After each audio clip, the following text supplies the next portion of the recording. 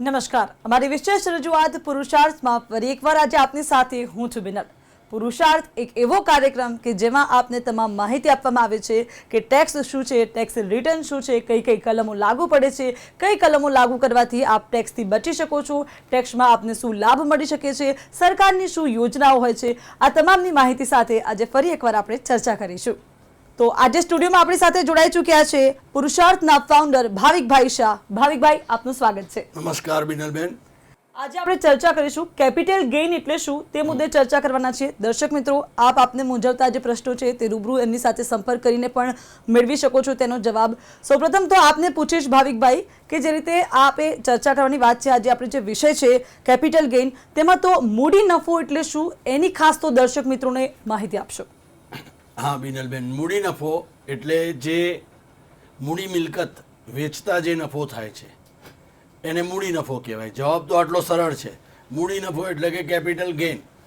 હવે capital gain, મૂડી નફો, આ મૂડી નફા ઉપર કેવી રીતની ટેક્સની જોગવાઈ છે અને બધું શું છે એ આપણે આગળ વિગતવાર ચર્ચા કરીએ છીએ। મૂડી નફો સામાન્ય શબ્દમાં જોઈએ તો મૂડી નફો એટલે મૂડી મિલકત વેચતા જે કાંઈ પણ નફો થયો તેને મૂડી નફો કહેવાય। જી, તો મૂડી મિલકત એટલે શું એ પાછું અલગ હોય છે, એની દર્શક મિત્રોને ખાસ માહિતી આપો। હવે મૂડી મિલકત આ એક ખૂબ જ વાઇડ કન્સેપ્ટ છે કે આજે જે વસ્તુ મારા માટે મિલકત હોય બીજા માટે મિલકત ન પણ હોય।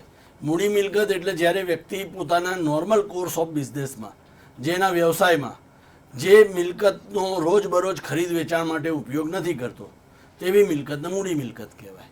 એટલે જો જ્વેલર્સ છે તો જ્વેલર્સ દાગીના રોજબરોજ વેચે છે તો એના માટે સોનું ગણો, ચાંદી ગણો, આ બધી મૂડી મિલકત નથી, પરંતુ આપણા માટે, સામાન્ય વ્યક્તિ માટે આ જ વસ્તુ મૂડી મિલકત થઈ ગઈ। એવી જ રીતે કોઈ બિલ્ડર છે, મકાનો બનાવે છે, વેચે છે, તો એના માટે મકાનો બનાવ્યા, એની પાસે 50 ફ્લેટ પડ્યા છે તો એ 50 ફ્લેટ એની મૂડી મિલકત નથી, એ એના માટે સ્ટોક ઇન ટ્રેડ છે, એની ધંધાની મિલકત છે। પણ એક સામાન્ય વ્યક્તિ માટે એનું મકાન એ મૂડી મિલકત છે। એવી જ રીતે બિલ્ડર માટે પણ એનું જે રહેઠાણનું મકાન છે એ એની મૂડી મિલકત છે, એના ધંધા માટે જે મકાનો બનાવે છે, વેચે છે, એ મૂડી મિલકત નથી। એટલે નોર્મલ કોર્સમાં આપણે એમ કહી શકીએ કે મૂડી મિલકત એટલે કેપિટલ એસેટ એટલે એવી એસેટ કે જે વ્યક્તિ પોતાના રોજબરોજના વેચાણ માટે એનો ઉપયોગ કરતો નથી, એ ભાગ્યે 1-2 વર્ષે, 5 વર્ષે લે છે, વેચે છે, એને મૂડી મિલકત કહેવાય। તો એની ઉપર એના ખરીદ વેચાણ દ્વારા જે કાંઈ પણ નફો થયો એને મૂડી નફો કહેવામાં આવે છે। અને એની આખી ટેક્સની જોગવાઈ અલગ રીતે છે, એની આખી ઇન્કમનું હેડ અલગ છે, એની ઉપર લાગુ પડતા કરવેરાના દર અલગ અલગ છે, એ બધું આપણે આગળ જોઈએ છીએ। તો ખાસ તો ભાવિકભાઈ, જે રીતે ઇન્કમ ટેક્સ હોય છે, ઇન્કમ ટેક્સમાં મૂડી નફાના કેટલા અલગ અલગ પ્રકાર હોય છે તેની પણ ખાસ માહિતી આપો।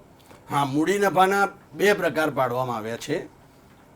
એક તો લાંબા ગાળાનો મૂડી નફો અને બીજું ટૂંકા ગાળાનો મૂડી નફો।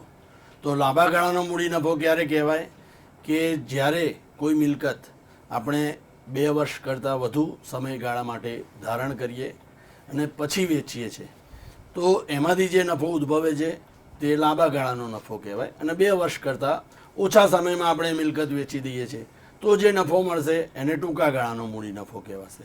હવે અહીંયા મિલકત માટે પણ પાછા 2 ભાગ રાખ્યા છે। એક શેર બજાર, શેરો, આપણે જે શેર બજારમાં શેર લઈએ છીએ, વેચીએ છીએ, તો એ જે કંઈ પણ શેર માટે જે 2 વર્ષનો પીરિયડ નથી ગણાતો લાંબા ગાળાનો, એના માટે 1 વર્ષનો ગણવામાં આવે છે। તો જો શેર આપણે ખરીદ્યા છે અને 1 વર્ષ પછી આપણે વેચીએ છીએ તો એના ઉપર આપણને જે નફો થાય છે એ આપણા માટે લાંબા ગાળાનો નફો કહેવાય। અને જ્યારે શેર આપણે 1 વર્ષ કરતાં ઓછા સમયમાં વેચી દઈએ છીએ તો ટૂંકા ગાળાનો નફો કહેવાય। જ્યારે જ્વેલરી છે, મકાન છે, જમીન છે, આ બધી વસ્તુ માટે આ પીરિયડ 2 વર્ષનો છે।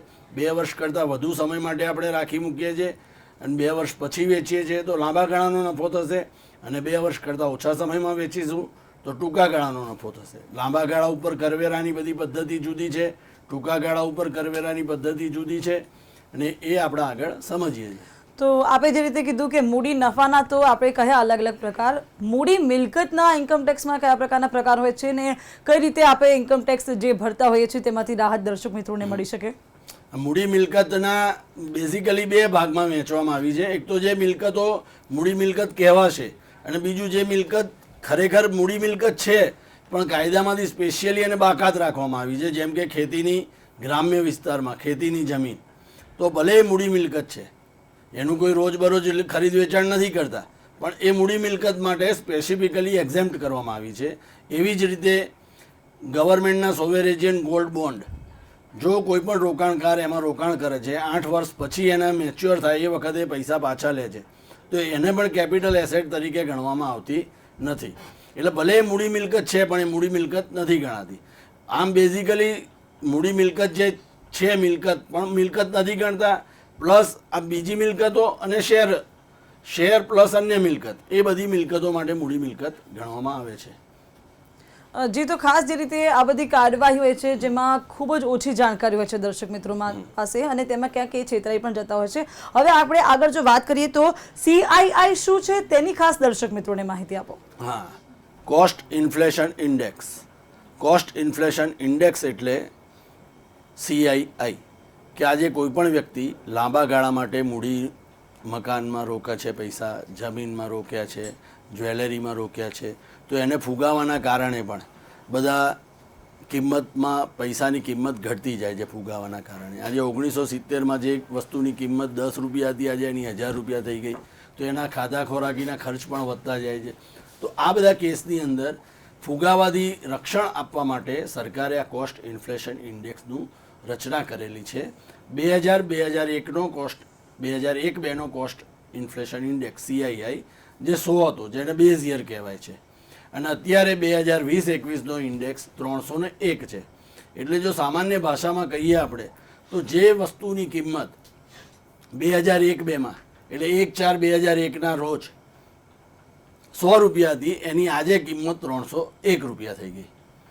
હવે જો સપોઝ તમે કોઈ મિલકત વેચો છો, તમે 2001ના રોજ 1/4/2001ના રોજ એ મિલકતને તમે 100 રૂપિયામાં લીધી હતી, અને આજે તમે 500 રૂપિયામાં વેચો છો 2021માં, 31/3/21 કે 2020માં ગમે ત્યારે વેચો છો, તો એ 500 રૂપિયામાં તમે મિલકત વેચો છો આજે 20 વર્ષના લાંબા ગાળા પછી, તો તમે સામાન્ય રીતે એમ ગણશો કે મારે 400 રૂપિયા નફો થયો, તો તમારે 400 રૂપિયા ઉપર ટેક્સ ભરવાની જવાબદારી બને. પણ CIIના કારણે, કોસ્ટ ઇન્ફ્લેશન ઇન્ડેક્સના કારણે આપણે મિલકતની ફુગાવાની એડજસ્ટેડ કિંમત, કે ભાઈ જો ધારો કે પૈસા બીજે ક્યાંય રોકાણ કર્યું હોત તો કરદાતાનું કેટલું મૂડીમાં ધોવાણ થયું હોત, એના આધારે આ જે વસ્તુની ગણતરી કરવામાં આવે છે કે ભાઈ 1/4/2001 ફુગાવો 100 હતો અને આજે ફુગાવો 300 છે, તો એની કિંમત 301 રૂપિયા થઈ જશે ઓટોમેટિક, એના ઇન્ડેક્સેશનના બેનિફિટના કારણે. એટલે વ્યક્તિએ ભલે 500 રૂપિયામાં વેચ્યું છે, પણ એનો નફો ગણાશે 500 - 301 કોસ્ટ ઇન્ફ્લેટેડ વેલ્યુ. એટલે એના કારણે એનો નફો ફક્ત 199 રૂપિયા થઈ જશે, અને 199 ઉપર જ એની ટેક્સની જવાબદારી આવશે.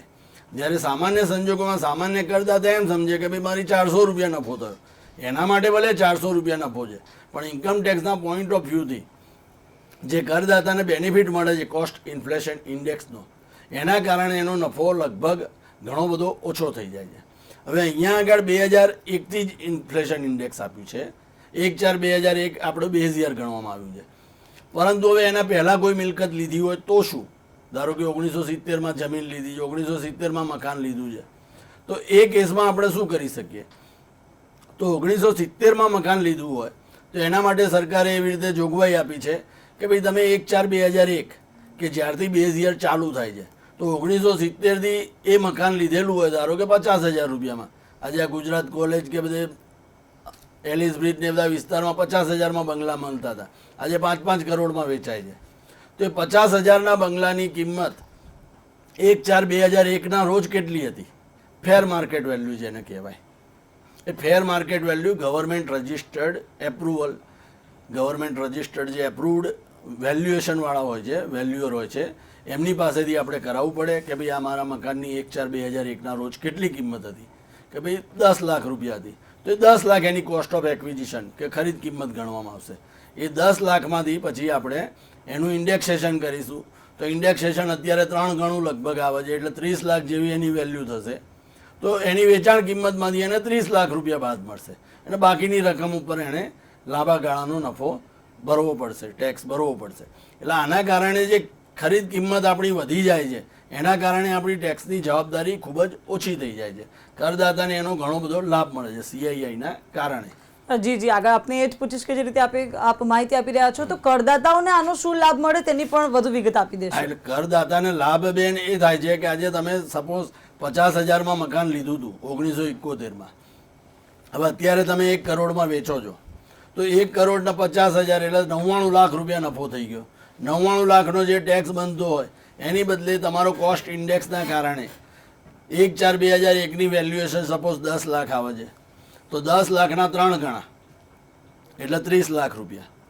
એ 30 લાખ રૂપિયા તમારા 1 કરોડમાંથી બાદ થશે, નહીં કે 50,000.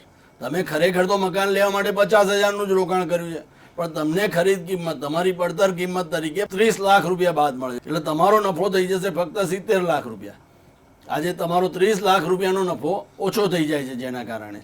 તો આ એક મોટામાં મોટો તમારો બેનિફિટ રહે છે અને આ બેનિફિટના કારણે તમારી ટેક્સની લાયબિલિટી ઘણી ઓછી થઈ જાય છે કરદાતા માટે. તો કેપિટલ ગેઇનની આપણે ચર્ચા કરી રહ્યા છીએ તો તેની પર ઇન્કમ ટેક્સનો દર કેટલો હોય છે તેની પણ માહિતી આપશો. હવે કેપિટલ ગેઇન લાંબા ગાળાનો છે કે ટૂંકા ગાળાનો એની ઉપર ખાસ અગત્યની વસ્તુ છે. પ્લસ કેપિટલ ગેઇન શેર બજારનો છે કે શેર બજાર સિવાય અન્ય મિલકતનો છે એ પણ ખાસ ધ્યાનમાં રાખવું પડે છે. તો આપણે એક એક કરીને આ વસ્તુ ચર્ચી લઈએ. તો પહેલું તો જો કેપિટલ ગેઇન શેર બજારને લગતો છે તો જો શેરનો ટૂંકા ગાળાનો કેપિટલ ગેઇન હોય તો એની પર સીધો ફ્લેટ 15% દરે ટેક્સ ભરવો પડે છે.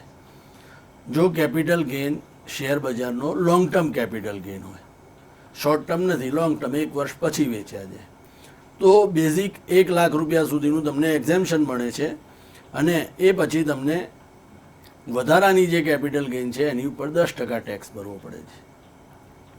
જ્યારે અન્ય મિલકતો છે, જમીન મકાન છે, દાગીના છે, આ બધી મિલકતો ઉપર જે કંઈ પણ કેપિટલ ગેઇન ભરવાનો થાય છે એમાં શોર્ટ ટર્મ કેપિટલ ગેઇન હોય તો તમારી નોર્મલ ઇન્કમમાં એડ થાય છે.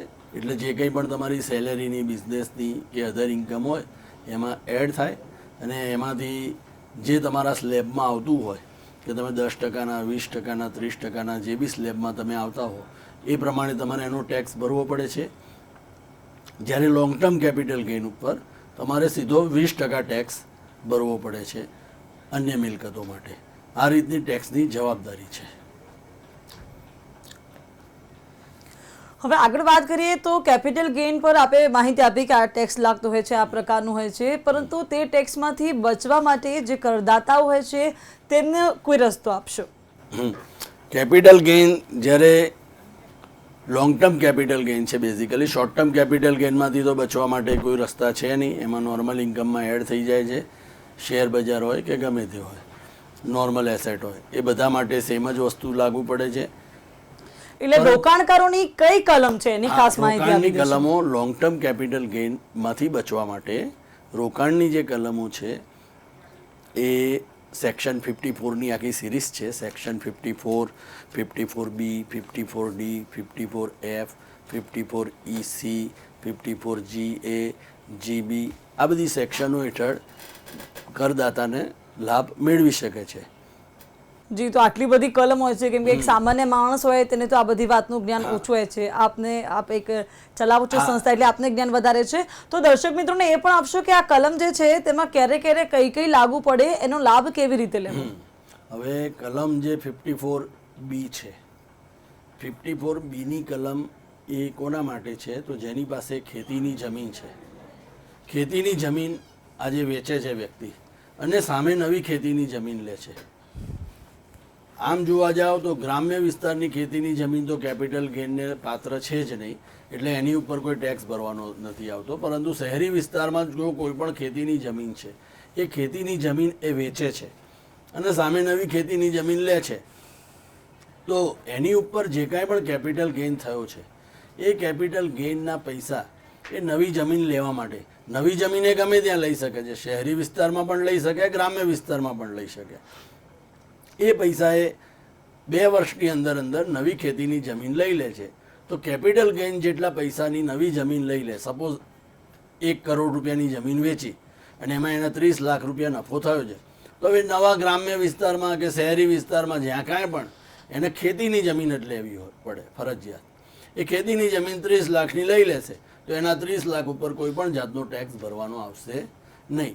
આના માટે જોગવાઈ એવી છે કે વ્યક્તિ 2 વર્ષ સુધીમાં લઈ શકે છે એ જમીન. હવે 2 વર્ષ સુધી એટલે સપોઝ આજે ફાઇનાન્શિયલ યર 20-21 એસેસમેન્ટ યર 21-22માં એણે જમીન વેચી છે તો એનું રિટર્ન ભરવાની તારીખ હોય 31 જુલાઈ. 31 જુલાઈ પહેલાં ક્યાં તો રિટર્ન ભરતા પહેલાં એણે નવી જમીન લઈ લેવી પડે. અને હવે જો નવી જમીન અત્યારે નથી લઈ શકતો, એની પાસે ટાઈમ પીરિયડ 2 વર્ષનો છે, તો આ 2 વર્ષ સુધી એને ચોઈસ કરવા માટે કે હું ક્યાં લઉં, કયા વિસ્તારમાં લઉં, જેથી મને ભવિષ્યમાં વધારે ફાયદો થાય, આવું દરેક વ્યક્તિ વિચારે. તો આ 2 વર્ષ દરમિયાન એ રોકાણ કરી શકશે. પણ એ 2 વર્ષ દરમિયાન જે પૈસા એની પાસે 30 લાખ રૂપિયા પડ્યા છે એ ક્યાંય આડાવડા વાપરી ના કાઢે એના માટે સરકારે સ્પેશિયલ કેપિટલ ગેઇન એકાઉન્ટની સ્કીમ રાખેલ છે કે જેમાં એણે 30 લાખ રૂપિયા જમા કરાવી દેવા પડે રિટર્ન ભરતા પહેલાં, અને એની પાસબુકના આધારે એ 30 લાખનું એક્ઝેમ્પશન ક્લેમ કરી શકે અને એને 30 લાખ ઉપર ટેક્સ નથી ભરવાનો. ભવિષ્યમાં 2 વર્ષના ટાઈમ પીરિયડમાં એ જ્યારે પણ જમીન લઈશે એ ખાતામાંથી પૈસા ઉપાડીને એ જમીન લઈ શકશે. આ રીતે એની ખેતીની જમીનનું ટેક્સની ભારણ એ બચાવી શકશે. જી જી, આપ જે રીતે માહિતી આપી રહ્યા છો હું એ આપને કહીશ કે અન્ય બીજી કલમો છે તેની પણ માહિતી આપો જેથી દર્શક મિત્રો આનો લાભ લઈ શકે. બીજી કલમ છે સેક્શન 54 અને 54F. તો સેક્શન 54 શું કહે છે કે જ્યારે તમે રહેણાંકનું મકાન, તમારી પાસે એક મકાન છે, તમારું રેસિડેન્શિયલ હાઉસ, બીજું કશું જ નહીં, ફક્ત રહેણાંકનું જ મકાન, ઓફિસ વેચીને આ સેક્શનમાં લાભ નથી મળવાનો. તો રહેણાંકનું મકાન તમે વેચો છો અને સામે નવું મકાન લો છો તો તમને આ સેક્શનમાં લાભ મળશે. આમાં પણ એક મકાન તમે જ્યારે વેચો છો તો નવું મકાન જે લેવાનું છે એ તમારે વિધિન 2 યર વેચ્યાના, અથવા તો તમે બિફોર 1 યર, વિધિન 1 યર. આજે ધારો કે 1/4/2021 હું મકાન વેચતો હોઉં તો મારે કાં તો 1/4/2020 પછી પણ મેં કોઈ મકાન ખરીદ્યું હશે તો આના કેપિટલ ગેઇનનો હું બચતનો લાભ લઈ શકીશ. એટલે કાં તો 2 વર્ષ પછી સુધીમાં મારે નવું મકાન લઈ લેવું પડશે. હું એક મકાન વેચું છું, બંગલો વેચું છું, 1 કરોડ રૂપિયામાં વેચું છું, એમાં મારે 40 લાખની ઇન્કમ ટેક્સ કેપિટલ ગેઇનની જવાબદારી આવે છે, suppose long term capital gain. તો મારે સામે નવો ફ્લેટ લેવો છે તો હું નવો ફ્લેટ 40 લાખનો લઈ લઈશ. એવું મકાન આજે જ્યારે વેચું છું એના વિધિન 1 યર બિફોરમાં પણ લીધો હશે તો પણ ચાલશે અને 2 યર આફ્ટરમાં પણ લઈ શકીશ. પણ એના માટે પણ સેમ જ વસ્તુ છે કે જો મારે હજી ચોઈસ લેવાની છે કે ભાઈ હું ક્યાં મકાન લઉં, શું કરું, તો એના માટે મારે સ્પેશિયલ રિટર્ન ભરતા પહેલાં સ્પેશિયલ કેપિટલ ગેઇન એકાઉન્ટમાં પૈસા રોકવા પડશે અને એનું ક્લેમ કરવું પડશે. આ સિવાય સેક્શન 54F એ કોના માટે છે? તો જ્યારે વ્યક્તિ મકાન સિવાય બીજું કાંઈ પણ વેચે છે, જ્વેલરી વેચે છે કે ખેતીની જમીન કે બીજું કંઈ પણ વેચ્યું અને સામે મકાન લે છે, કારણ કે એની પાસે મકાન નથી અથવા તો છે તો ફક્ત એક જ મકાન છે અને બીજું એક એક્સ્ટ્રા મકાન એને લઈ રાખવું છે કે ભવિષ્યમાં છોકરા મોટા થાય કે પેરેન્ટ્સ માટે લેતો હોય. તો આવી રીતે એ વ્યક્તિ એક મકાન છે ને બીજું લે છે, 2 કરતાં વધારે મકાન હશે તેના આ સેક્શનમાં લાભ નહીં મળે. 54Fમાં 54Fમાં શું કહે છે કે તમે મકાન સિવાયની બીજી કોઈ પણ મિલકત વેચો અને રહેણાંકનું મકાન લો છો નવું તો તમને આમાં લાભ મળશે. આમાં પણ એ જ રીતે છે કે 1 વર્ષ પહેલાં નવું મકાન લઈ શકો કાં 2 વર્ષ પછી સુધીમાં લઈ શકો. પ્લસ સેક્શન 54 અને 54Fમાં ફેર શું છે?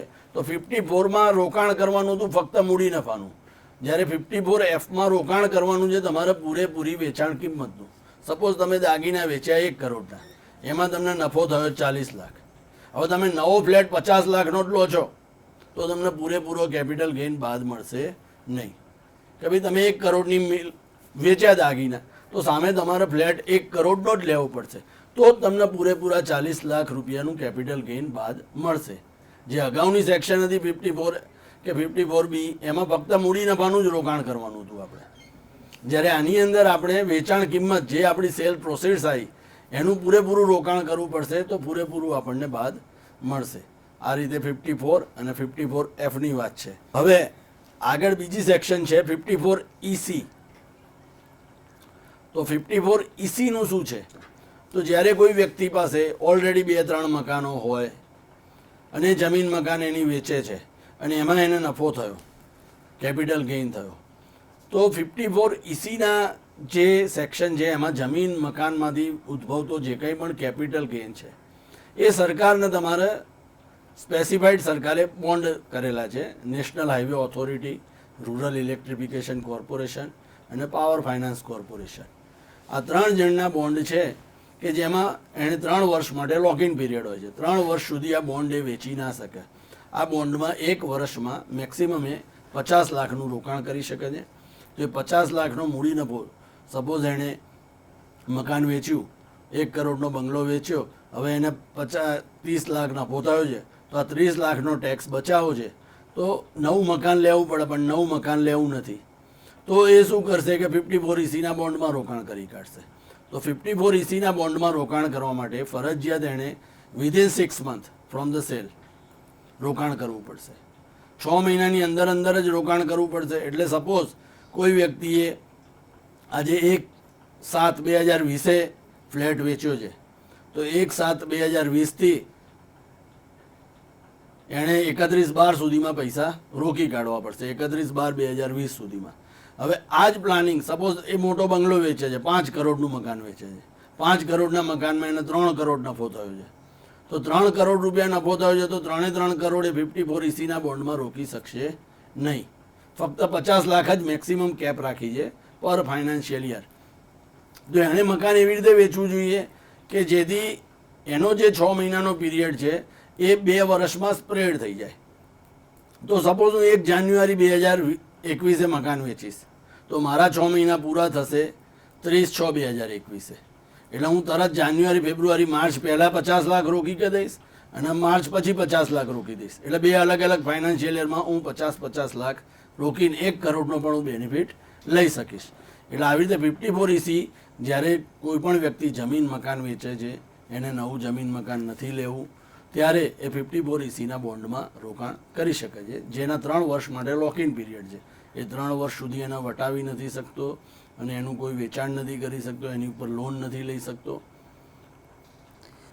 તો ભાવિકભાઈ, જે રીતે આપે સમગ્ર માહિતી આપી, આ જે કલમો હતો તેની ખાસ તો વિગતો આપી કે એક વ્યક્તિ હોય છે તેને કઈ રીતે કલમોમાંથી ઉપયોગ કરીને બચી શકતો હોય છે. હવે ઔદ્યોગિક એકમો કે જેમને પણ પ્રશ્ન થતો હોય છે કે કેપિટલ ગેઇન શું છે, તેમાંથી કઈ કલમો હોય છે, ઇન્કમ ટેક્સમાં તેમાં કેવી રીતે બચવું, તેની ખાસ માહિતી આપશો. સૌપ્રથમ તો 54D આ કલમ શું છે તેની દર્શક મિત્રોને માહિતી આપો.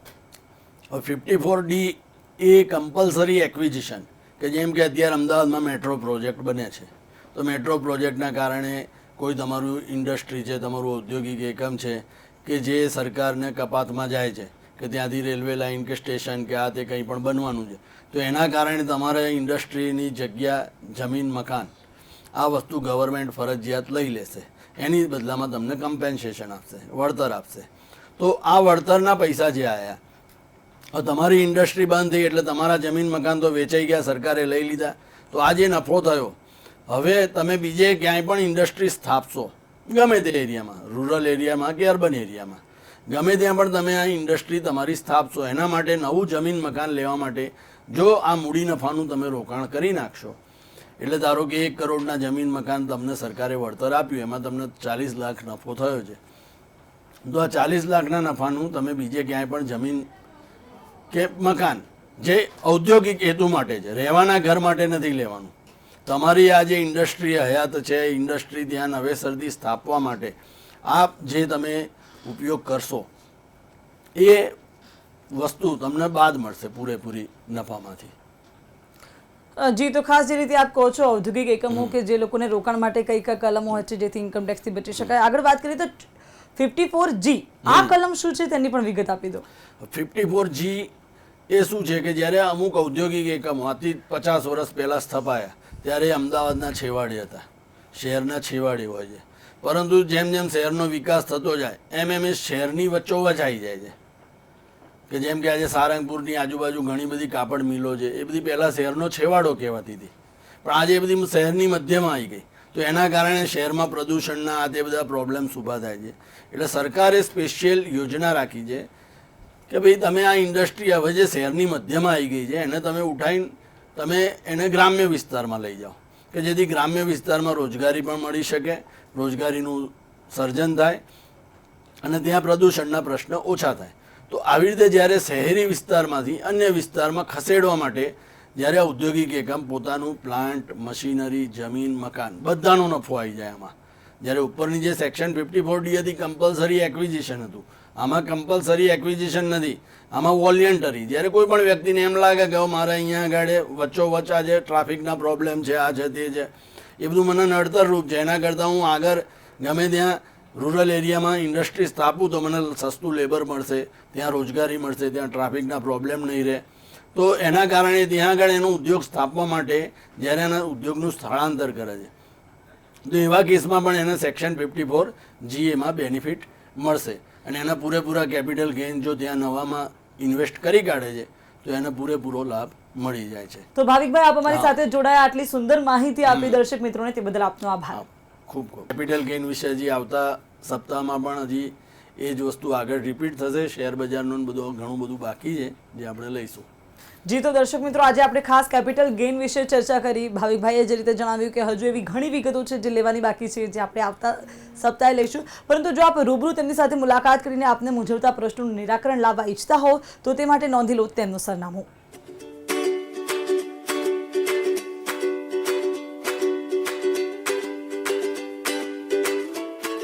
પુરુષાર્થ વિશેષ રજૂઆતમાં હાલ બસ આટલું જ. મને રજા આપશો. નમસ્કાર.